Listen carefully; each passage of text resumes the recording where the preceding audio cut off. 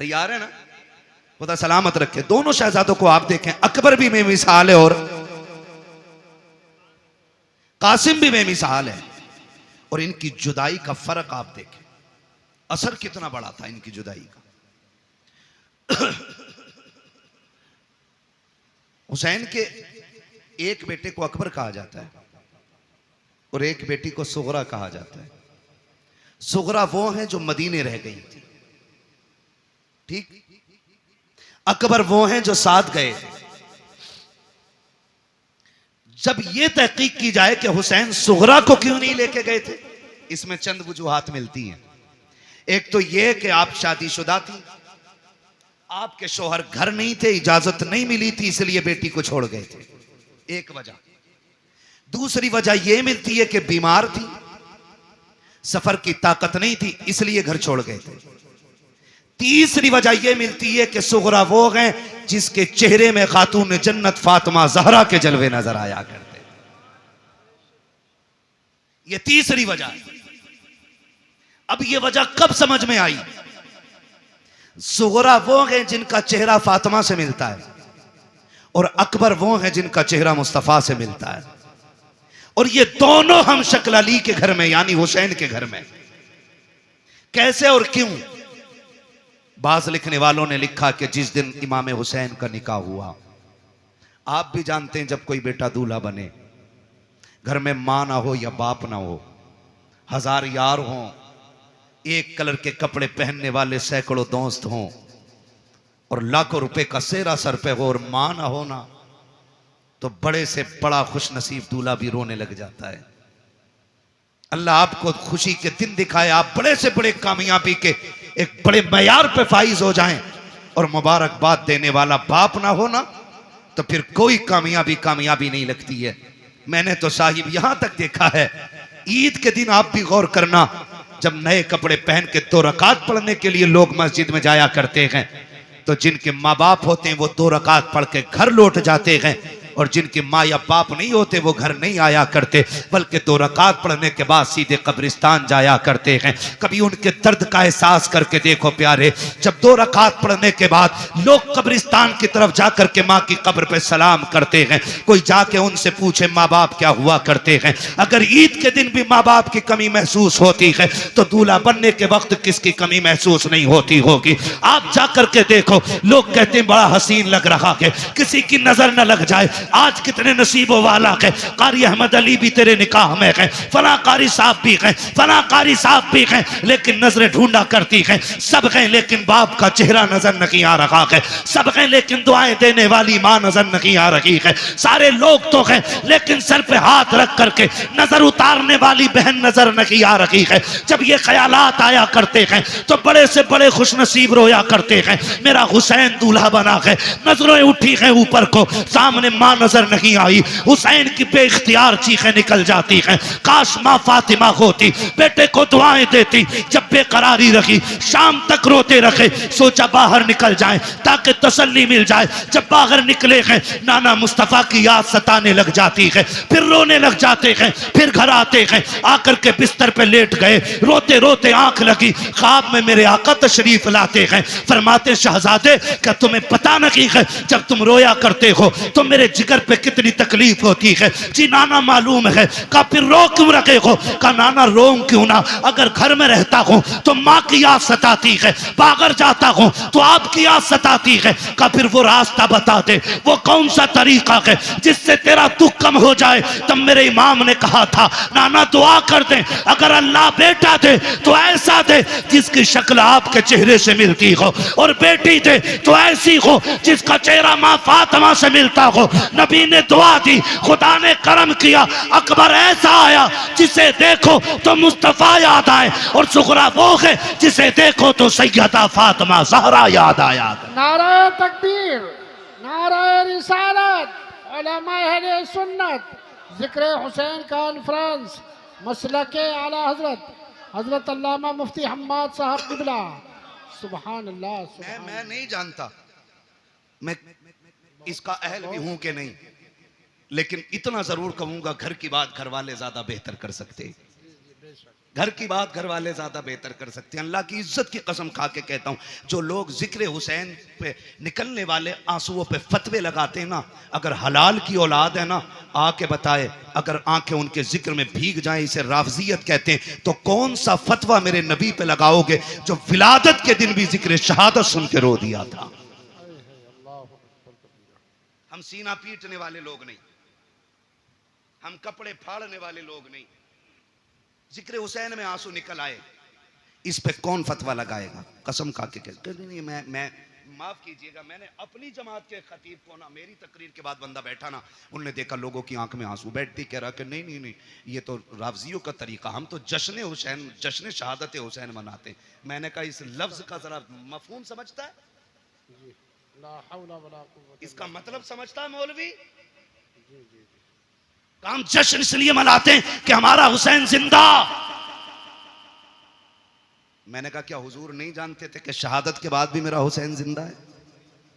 बेशक बेशक। ये बैठे जिम्मेदार लोग बैठे, और मेरा इलाका कभी भी आके मेरे गिरबान पकड़ सकते हो, मैं कोई भागने वाला नहीं। खुल के कह रहा हूं, खुल के, करबला के बाद इमाम ज़ैनुल आबिदीन 35 साल जिंदा रहे। कितने साल? 35 साल। जोर से बोलो, याद रहनी चाहिए कि एक बंदे को मेरी बात। कितने साल जिंदा रहे? 35 साल, लेकिन कभी मुस्कुराए नहीं। आपके बेटे ने कहा था, इमाम बाकर रहमतुल्लाह तआला अलैहि ने, बाबा आपको कभी मुस्कुराते नहीं देखा। फरमाया था बेटे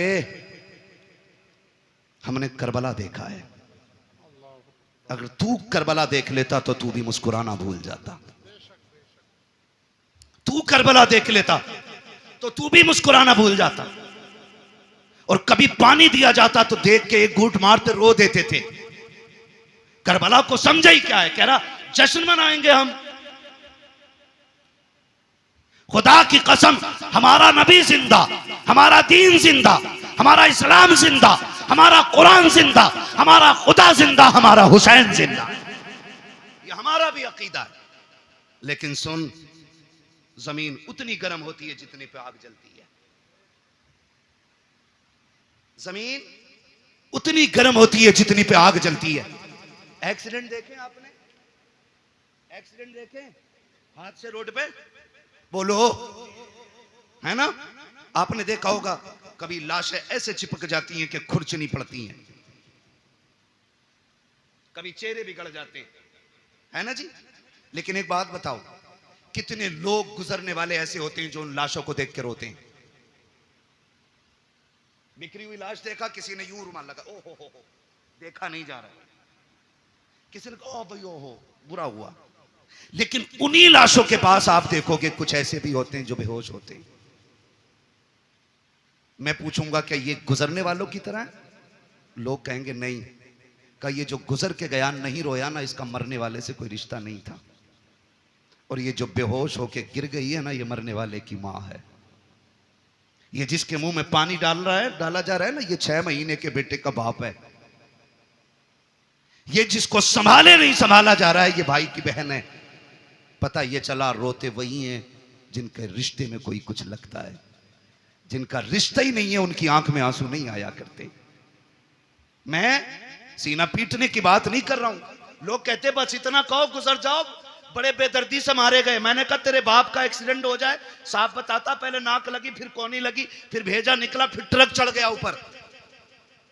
और अली के बेटों की शहादत का तज़किरा करे तो तुझे रावसियत नजर आया करती है। खुदा की कसम जानते हो, आ तुझे बताऊं, जब कभी इमाम ज़ैनुल आबिदीन को करबला की याद आती थी, आप छत पे चढ़ जाते थे, रुख करते थे करबला की तरफ, और इतना रोते थे कि जिस छत के पनारे से बारिश का पानी गिरना था उससे आंसू गिरा करते थे। एक दिन आप छत पे बैठ के रो रखे हैं, लोग नमाज पढ़ के मस्जिद से निकले, पानी टपकने लगा, किसी ने आवाज दे के कहा अली के घर वालों कम से कम इतना तो ख्याल करो, लोग गुजर के जाते हैं, पानी ना गिराया करो छत पे। इमाम बाकिर की चीख निकल गई, कहा खबरदार ये ताना ना दे, हमने पानी नहीं डाला के। कहा फिर ये टपक क्या रखा के? कहा ये मेरे बाप के वो आंसू हैं जो आज करबला की याद में छत पे बह गए। तुम्हें क्या पता करबला क्या है?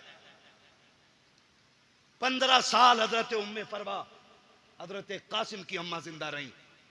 लेकिन कभी पूरी जिंदगी धूप के होते हुए साये में नहीं बैठी। लोग कहते थे सैयदा कभी तो साये में बैठ जाया करो। उन्होंने कहा कि मैंने अपने लाल की लाश के टुकड़ों को बगैर साये की जमीन पे पड़ा हुआ देखा है। अब हमें साये से नफरत हो गई है। किस दर्द की बात करते हो, खुदा की कसम आज तक वो कलम नहीं बना जो तारीख करबला लिख पाता।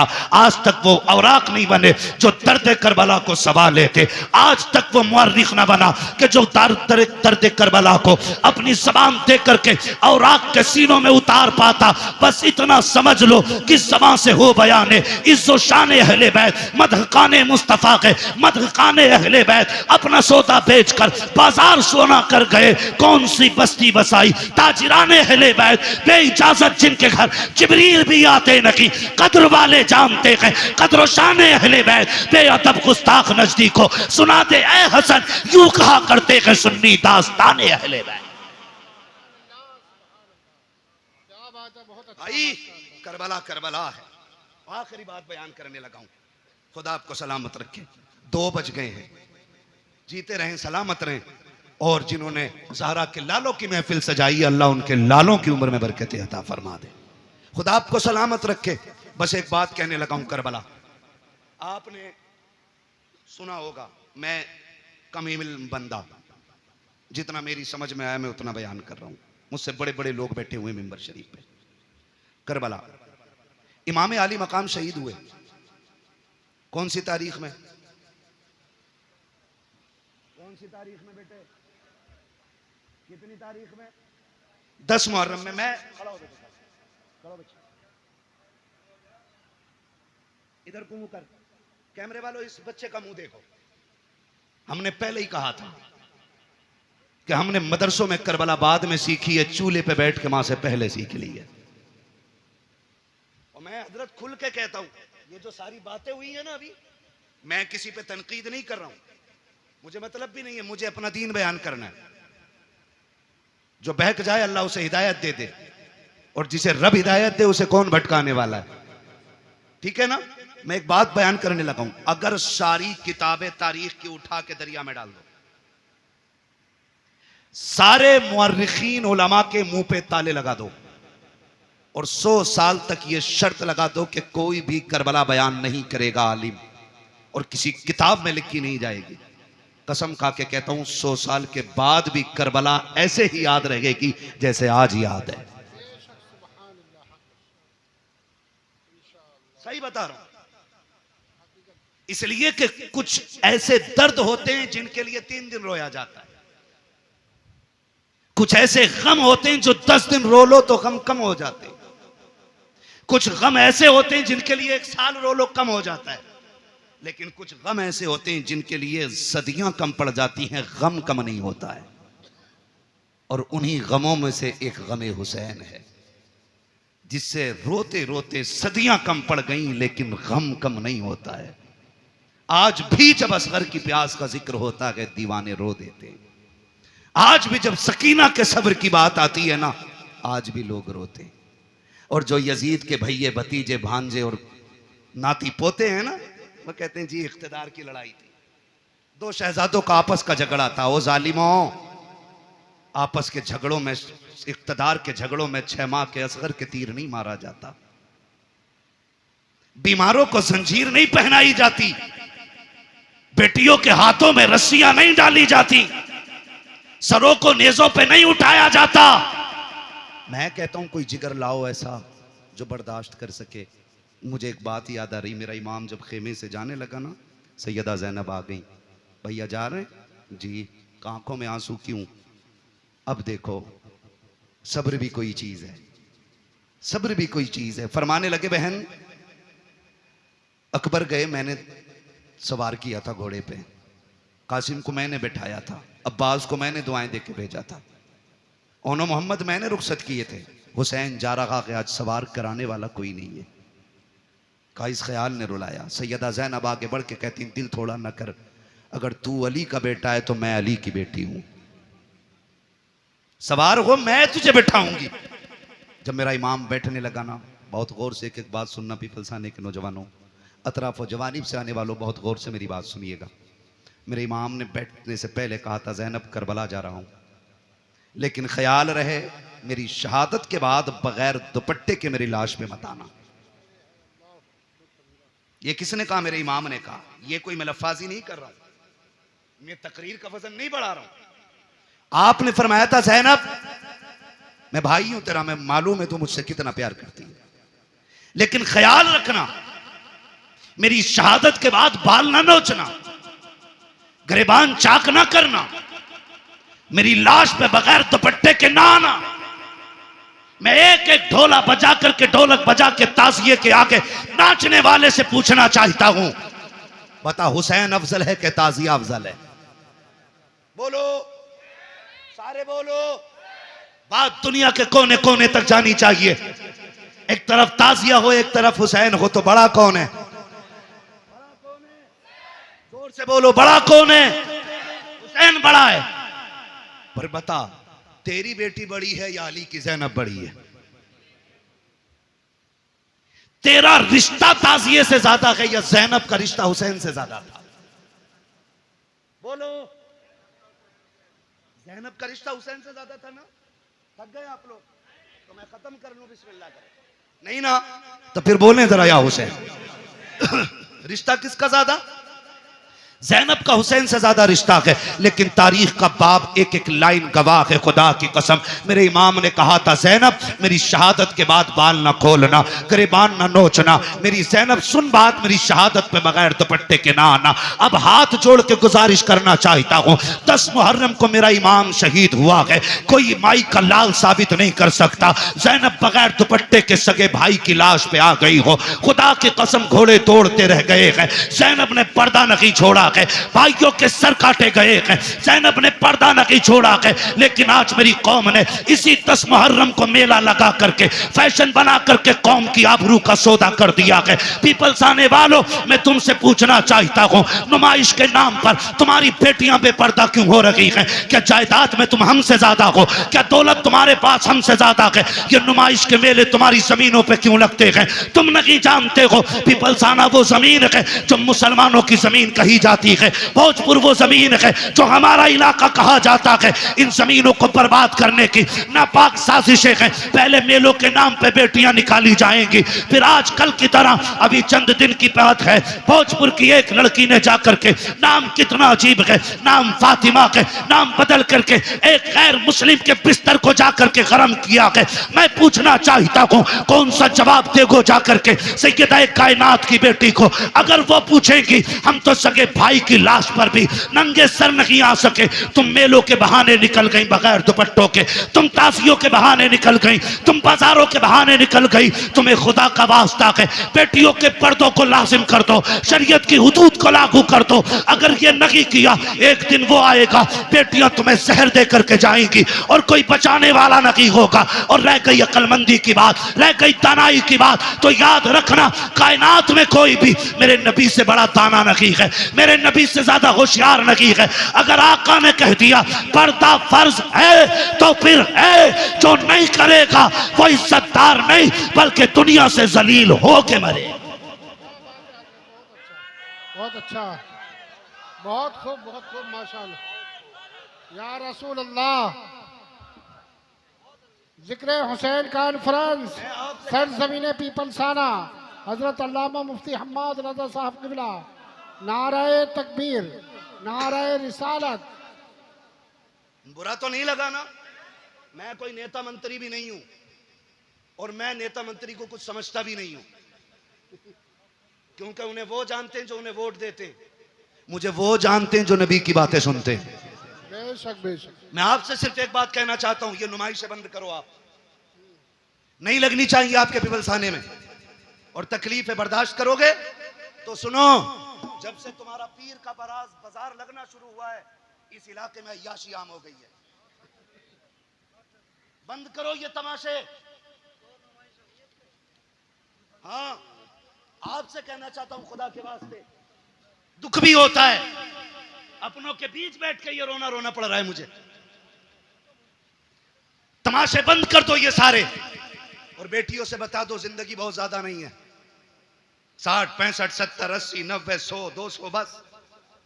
अगर 1000 बरस की उम्र भी हो जाए फिर भी मौत आनी है। याद रखना, तारीख गैरत वाली माओं को याद रखती है, बेगैरत माओं को कभी याद नहीं रखती है। आज की न्यूज है, आज की 8 महीने के अंदर एक गैर मुस्लिम ने एक मुस्लिम बच्ची से शादी करके उसे मार डाला है।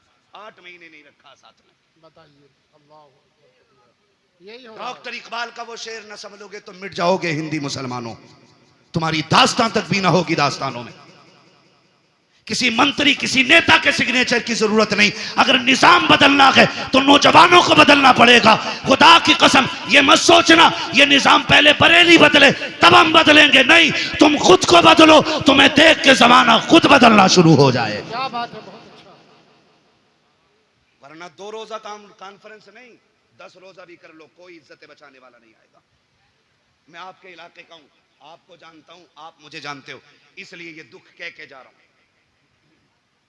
बाजार के नाम पे तुम्हारे पीर बाजार ने कितनी अय्याशी बढ़ा दी है।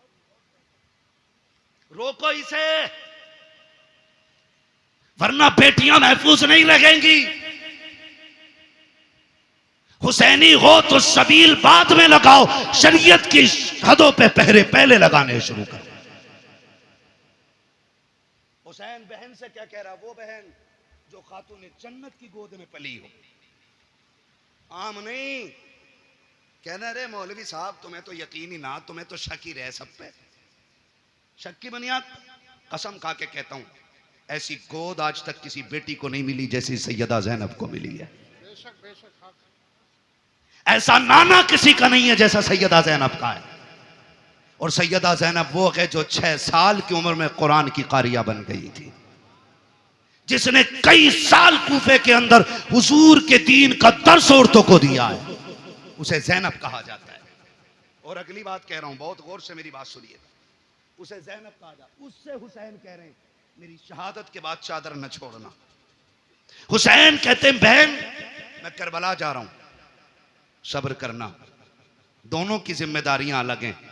ज़ैनब तुझे खैमे में रह के फातिमा का पर्दा बचाना है, मुझे सजदे में सर कटा के हुजूर का दीन बचाना है। और अल्लाह की कसम ज़ैनब ने पर्दा बचा के दिखाया है, हुसैन ने दीन बचा के दिखाया है, दीन बचा के दिखाया। अब रुक के मैं कहना चाहता हूं, एक एक नौजवान से गुजारिश है मेरी, ये तमाशे बंद करने की कोशिश करो। खास करके इस उलमा की जमात से मैं कहूंगा मुअज़्ज़ज़ लोगों को बैठाओ और इन चीज़ों पर पाबंद, हमारी हदों में ये चीज़ें नहीं लगनी चाहिए। जाओ नुमाइश उमाइश से लेके कहीं और चले जाओ। अल्लाह का शुक्र है हमें रब ने मुसलमान बनाया है। हम जहां मुर्गे बकरे खा के अल्लाह का शुक्र अदा करते हैं, वहीं पे फाके करके भी हम रब का शुक्र अदा करना जानते हैं। हमें तमाशों की जरूरत नहीं है। माफ कीजिएगा, गाड़ियां भर भर के तुम्हारी नुमाइश में मैंने देखी है। हमारा तो काम ही रातों को निकलने बढ़ने का है, काम ही ऐसा तकरीर करने का। और मैं सोचता था कभी कभी देख के कि या तो ये बेगैरत बापों की औलाद है या बेहया बेशरम भाइयों की बहनें हैं। खुल के कह रहा हूं मैं, अगर अब भी नहीं सुधरे ना तो कोई बचाने वाला नहीं होगा। हुसैन कह रहे हैं ज़ैनब करबला में बगैर दुपट्टे के नहीं आना है, मैं नाना का दीन बचाने जा रहा हूं, तुझे फातिमा का पर्दा बचाना है। और खुदा की कसम बचा के दिखा दिया पर्दा, बचा के दिखा दिया पर्दा, बचा के दिखा दिया। आज लोग कहते नहीं, बात मुंह बंद कर। हुसैन ने सिखा दिया है मसलहत के आगे झुकना नहीं है, हक के लिए खड़े रहना, इसी का नाम हुसैनियत कहलाता है। और करबला मुकम्मल जिंदगी है, इसको खाली एक सर कटाने का मसला ना समझिए। आप मुझसे बात करें तो मैं करबला पे जिंदगी के हर गोशे में बात कर सकता हूं, एक एक गोशे पे जिंदगी। करबला बंदगी सिखाती है, करबला अखलाक सिखाती है, करबला तरीके सिखाती है, करबला जिंदगी गुजारने का सलीका सिखाती है। करबला ने बंदगी सिखाई है, करबला ने हुकूकुल इबाद सिखाया, करबला ने हुकूकुल्लाह सिखाया, करबला ने हुब्बे रसूलिल्लाह सिखाया।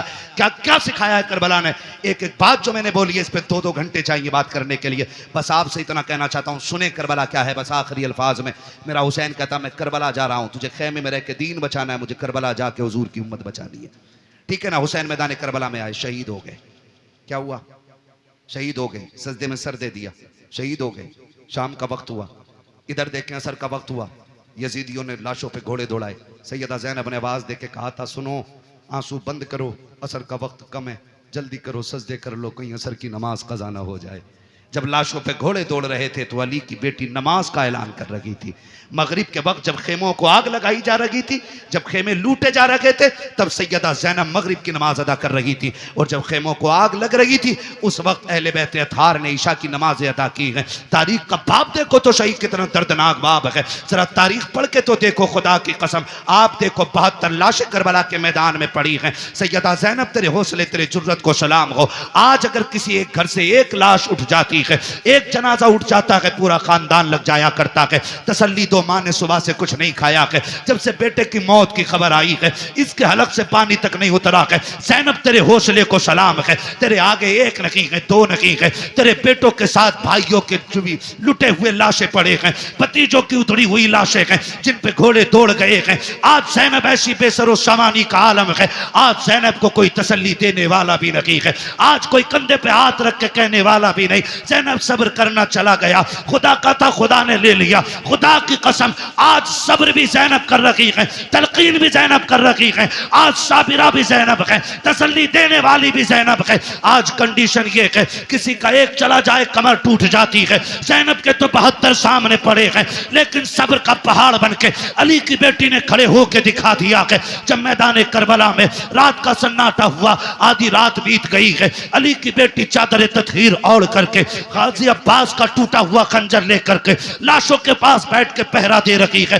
दूर से एक साया नजर आया है, जैसे साये को आते देखा है, सैयदा ज़ैनब ने एक गरजदार आवाज में कहा था, खबरदार अगर इरादा गलत है तो वही रुक जाना, बहुत कर चुके हो जुल्म, अगर एक कदम भी आगे बढ़ाया अली की बेटी टुकड़ों में करके रख देगी। ये मत समझना हम बुज़दिल हैं, अब हद हो गई है, अब और सितम बर्दाश्त नहीं किया जाएगा। जैसी इतनी आवाज दी है, उधर से मर्द की नहीं बल्कि कोरस की दबे लहजे में आवाज आती है, सैयदा मैं कोई मर्द नहीं हूँ, मैं खातून हूँ, आने की इजाजत दी जाए। का फिर आजा। जब औरत करीब आई है, खाली हाथ नहीं आई है, बल्कि हाथ में पानी का प्याला लेकर के आई है। जब पानी का प्याला लेकर के आई, सैयदा ज़ैनब के कदमों में बैठ जाती है। ज़ैनब ये पानी कबूल कर लो। कहा कौन हो तुम? कहा हम में पानी नहीं चाहिए, कल ले लीजिए, 3 दिन गुजर गए हैं, चौथी रात आ गई है, आज तो पानी पी लो। आपने फरमाया ले जाओ, हमें इस पानी से नफरत हो गई है, हमारा अकबर प्यासा चला गया है, हमारा असगर प्यासा चला गया है, अब पानी का क्या करेंगे हम, जाओ के पानी लेकर के चले जाओ। उस औरत की आंख में आंसू आए, रो के कहा ज़ैनब माफ कीजिएगा, मेरे शोहर ने सर कटा करके जन्नत में नाम लिखा लिया है, मैं भी ये चाहती हूँ ये पानी कबूल कर लो ताकि मेरा नाम भी जन्नत में आ जाए। कहा किसकी बीवी है? कहा मुझे हुर की बीवी कहा जाता है। सैयदा बड़ी मुश्किल से पानी लाई हो, ले लीजिए पानी। हजरत ज़ैनब ने इनकार किया। जानते हो जब सैयद नाराज हो जाए, एक उसूल याद रखिएगा, उसको खातून जन्नत का वास्ता दे दो, हर किसी की टाल सकता है, फातिमा ज़हरा के वसीले को सैयद नहीं टाल सकता। ये उसूल सैयदों का होता है, ये उसूल सैयदों का वो जानती थी। उसने आके कहा आपको आपकी अम्मी का वास्ता, सैयदा कायनात का वास्ता, ये पानी ले लो। जब माँ का नाम आया, ज़ैनब की आंखें भीग गईं। ओ भाई मजबूर बंदा अगर परदेश में अपनों का नाम सुने तो ठंडक यहाँ लगती है, यहाँ लगती है। और ये तो वो थे जिन्हें बगैर बेटी कहे, बगैर आह किए, जिनके 72 काटे गए। और पहली बार कोई कह रहा आपको आपकी अम्मी का वास्ता है, सैयदा कायनात का वास्ता, पानी ले लो। आंखों में आंसू आ गए, पानी का प्याला लिया और पानी का प्याला लेकर के आप खेमे की तरफ बढ़ी जहाँ इमाम ज़ैनुल आबिदीन लेटे हुए हैं। गशी पे गशी आ रही है, तबीयत भी ख़राब है, बीमार हैं और बाप की शहादत का गम, अकबर की शहादत का गम, खानदान के लुटने का गम है। जाके चंद छींटे पानी पे मुँह पे मारे, उठे इमाम सज्जाद का बेटा का जी फूफी का पानी पी लीजिए। का फूफी आपने पिया कि नहीं पिया है? कहती नहीं बेटे पहले आप पियो। का नहीं आप पीजिए। का नहीं तुम नहीं जानते हो बेटे, उसूल ये है जिस घर में छोटे प्यासे होते हैं उस घर के बड़े पानी नहीं पीते, पहले छोटों को पिलाया जाता है। इमाम सज्जाद इमाम ज़ैनुल आबिदीन ने इतना सुना, कहा अच्छा फूफी तो लाइए। पानी का प्याला लिया, आप उठे हैं, पैर इस तरह से उठा रखे थे कि जमीन पे लकीरें बनती जा रही हैं। कहा बेटे किधर जा रखे हो? कहा फूफी आपने उसूल बता दिया है, जिस घर में छोटे प्यासे होते हैं उस घर के बड़े पानी नहीं पीते। कहा फिर किधर जा जा रखे हो? कहा मुझसे छोटी तो मेरी सकीना प्यासी है, इस पानी पे हक पहले सकीना का है। आप गए हैं जाकर के हजरत सकीना को आवाज दी, सैयदा ज़ैनब लेकर के आई, कहा बेटी पानी पी लो। हजरत सकीना अली के घर का दर्द देखिए तो सही। हजरत सकीना कहती फूफी क्या है? कहा बेटी पानी ले लो। कहा फूफी आपने पिया? कहा नहीं। कहा भाई आपने पिया? कहा नहीं। कहा फिर मुझे क्यों दिया जा रहा है? कहा भी करबला में हमारी फूफी ने उसूल बना दिया है, जिस घर में छोटे प्यासे होते हैं उस घर के बड़े पानी नहीं पीते हैं। हजरत सकीना कहती कि ये सबके लिए उसूल है? कहा हाँ सभी के लिए है। कहा फिर लाइए प्याला। आपने पानी का प्याला लिया है, फिर दौड़ लग गई है, उधर दौड़ी है जिधर हजरत अली असगर की लाश थी। सैयदा ज़ैनब ने आवाज दे के कहा था सकीना बेटी किधर जा रही हो? कहा फूफी अभी आपने कहा था पहले छोटों को पानी पिलाया जाएगा फिर बड़े पानी पिएंगे। कहा मुझसे छोटा मेरा असगर प्यासा है, वह पानी की वजह से नाराज था, ये पानी पहले उसे दिया जाएगा। थोड़ी ठोकर लगी है, पानी का प्याला जमीन पे गिर जाता है। हुसैन की सकीना फिर प्यासी रह गई है, जैसी जमीन पे प्याला गिरा है आवाज आती है सलामुन अला सब्र सकीना, सलामुन अला सब्र अहले बैत मोहम्मद। ए सकीना तेरे सब्र को सलाम हो, नबी के घर वालों तुम्हारे सब्र की हिम्मत को सलाम हो। इसलिए हम कहते हैं अली का घर भी क्या घर है कि उस घर का हर एक बच्चा जिसे देखो वही शेरे खुदा मालूम हो। क्या बात है, बहुत अच्छा, सुभान अल्लाह। नारे तकबीर, नारे रिसालत। हजरत अल्लामा मुफ्ती हम्माद रज़ा साहब किबला, मसलके आला हजरत, जिक्र हुसैन कॉन्फ्रेंस, सरजमीने पीपल साना।